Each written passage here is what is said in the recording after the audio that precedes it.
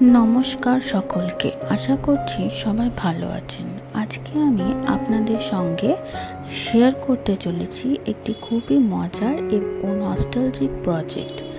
আমরা আজকে hand paint করছি টিনটিন আর কুট্টুসের একটি ছবি, সেটাও আবার ছাতার ওপর। টিনটিন নামটা শুনলেই আমাদের ছোটবেলার কথা মনে পড়ে যায়।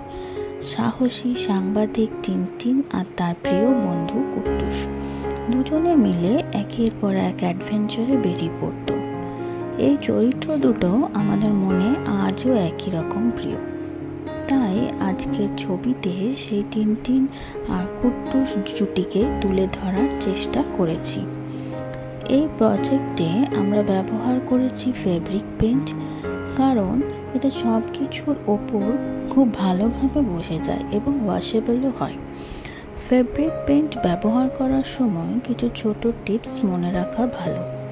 প্রথমে যে সারফেসের উপরে কাজ করা হবে সেটা যেন পরিষ্কার থাকে এবং শুকনো থাকে। পেইন্ট করার আগে পেন্সিল বা চক দিয়ে হালকা করে আউটলাইন এঁকে নিতে হবে। এখানে আমি ডাইরেক্ট সরু ব্রাশ দিয়ে এবং সাদা ফেব্রিক রং দিয়ে আউটলাইন করে নিয়েছিলাম। বেস কালার প্রয়োগের সময় অন্তত 2টি কোট দিতে হবে, কারণ এক কোট দিলে অনেক সময় রংটা ফিকে বা অসমান লাগে। রং দেওয়ার পর ভালো মতো শুকোতে দিতে হবে এবং তারপর ফিনিশিং বা ডিটেলিং করতে হবে।